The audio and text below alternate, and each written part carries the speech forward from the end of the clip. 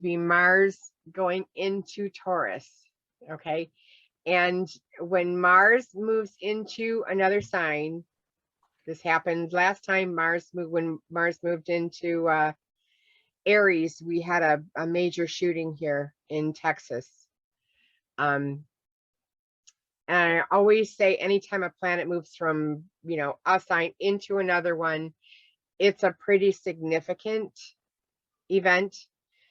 And with Mars, it just screams that something could happen with Uranus in that same sign. So something shocking, because anytime a planet is co-present with another one, they kind of get that vibe of whatever's in there. Where with Mars in with Jupiter, it made a big event. This might be more of a shocking, out of the blue kind of event with Neptune. And I know, didn't we do for the Aries ingress, and I said something about water, and was there something in the earth sign? Oh, where there was a poisoning of water. I had said, and I'm wondering if, with the food, I associate Taurus with the food and the land. You put Mars I do remember in there. that now. Yeah. So we had a big formula shortage, like baby formula shortage, with the water and the poisoning. And we heard about that here. Actually, I believe one of our big companies have sent formula over for you. Well, our babies appreciate it, because when you have a baby that can't eat exactly, dairy products, and you need formula, it's you can't, babies typically just don't eat 10 different things. That's it. They only eat one thing.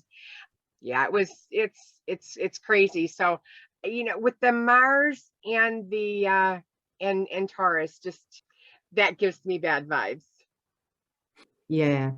Donna was talking about a planet being co-present with a planet, so it's in the same sign. It's like they're in the same house.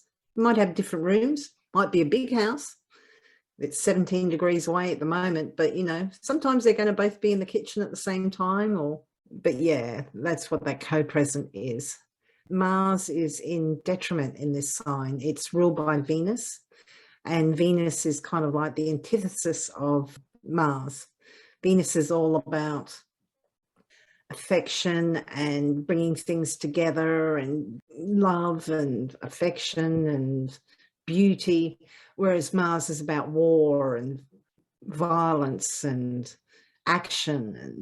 And so Mars isn't as comfortable as certainly not as comfortable as he was in Aries when he was running around having fun. Now he's in Venus's lair. It reminds me of, I believe there's a famous painting of Mars with Venus, and he's how can I put this? I think he's resting after having had some fun with Venus. But it's Venus, particularly Taurus. Taurus is a very sensual, and it can be very slow, and these aren't things that we associate with Mars. Mars is not in his element here, so which can be a good that doesn't mean that he can't work, but he's going to have to watch his P's and Q's. He's going to have to put on a nice suit. He can't have his fighting uniform on. He's got to be presentable, and he's got to kind of behave, and it's not comfortable for him.